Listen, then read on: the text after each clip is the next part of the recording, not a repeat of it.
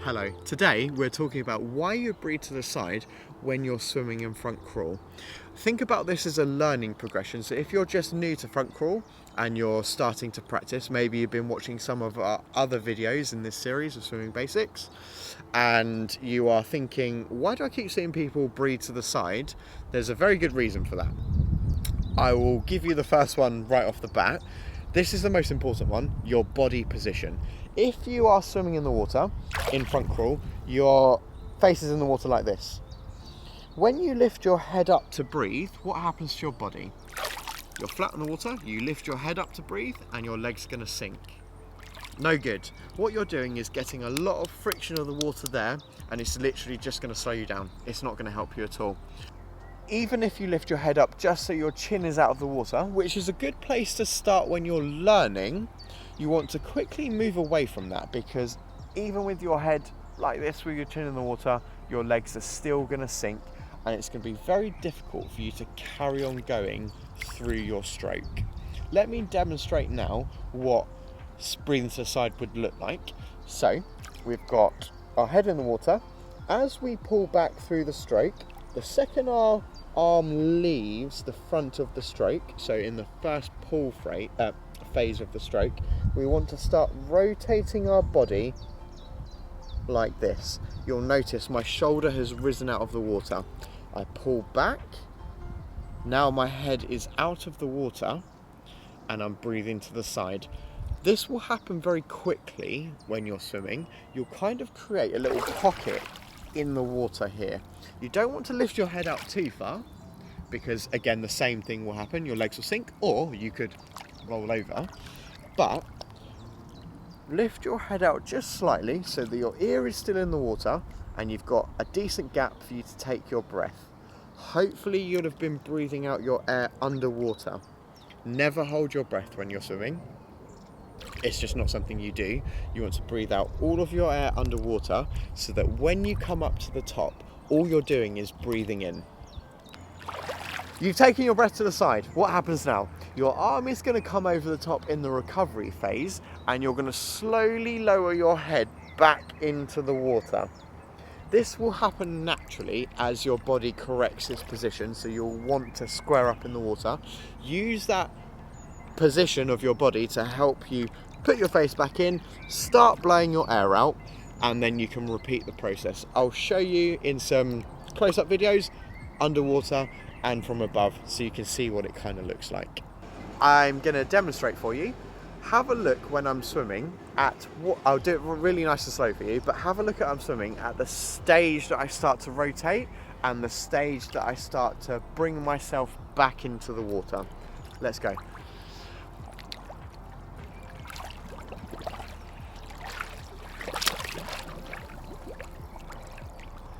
And then again, ready?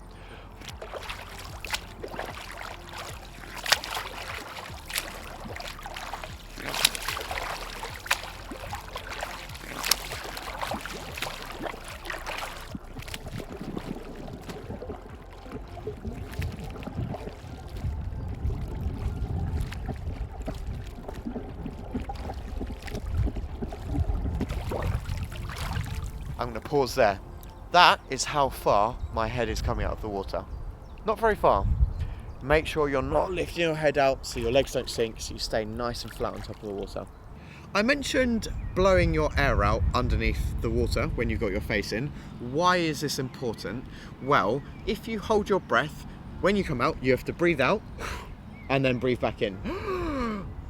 Firstly, that's going to slow you down. Secondly, when you run or you do any kind of exercise not in water, do you hold your breath? The answer is no, because you would never do it. Swimming is exactly the same. Think about yourself running and you'd be, panting, you'd controlling your breathing. That's the exact same thing you want to do when you're swimming in the water. Nice controlled breath, structured. Breathe out under the water, turn and breathe in. You shouldn't really have to expel any air when you come up to the top. You should have already released all of your air out of your lungs into the water. so that when you turn out of the water, you can breathe straight in and carry on swimming. You saw me swimming there and I was breathing every 2 strokes. I've done a video on this where I explain the differences between breathing every 2 and breathing every 3. When I teach people to swim, I often teach them to breathe every 3. The reason being is I want them to get used to spending time underwater, and it's very good to practice. Also, it can help you sight yourself, so if you intend to swim outside, maybe at the beach, or maybe you're working up to do an outdoor swimming event, or you just want to go swim outdoors in the lovely, you can look where you're going, so that we call that sighting. You can swap sides each time. If you're swimming a rigorous pool exercise and you're just going back and forward and you're doing potentially a couple of kilometers of swimming, you might find that breathing every 3 strokes will eventually slow you down. The reason for this is you'll get into a rhythm, and much like when you run, you want to make sure that you're breathing regularly. It speeds up that process and it helps you get the air into your body so you can carry on breathing. It will increase your efficiency so that you're not essentially holding your breath and building up a carbon deficit. Another thing is that when you breathe to one side, your body gets used to that rotation. So I, for example, always breathe to my left side. I don't know why. I'm not left-handed, I'm right-handed, but I get used to it in my strokes, and my right arm is kind of a bit of a power stroke and my left is my breathing stroke. Whereas if you swap sides each time, potentially you're muddling that up a little bit, you're not really getting that power stroke. That could be another thing, so it'll increase your speed through the water. Ultimately though, it's up to you. 2 or 3, that's absolutely fine. Try not to go to 4, you don't want to spend that much time underwater building up a carbon deficit.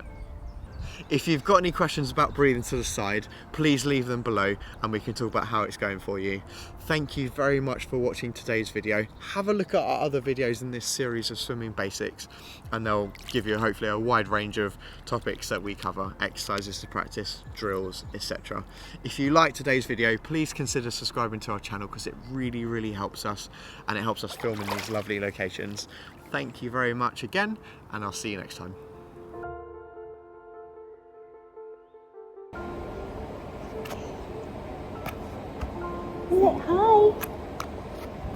Hi.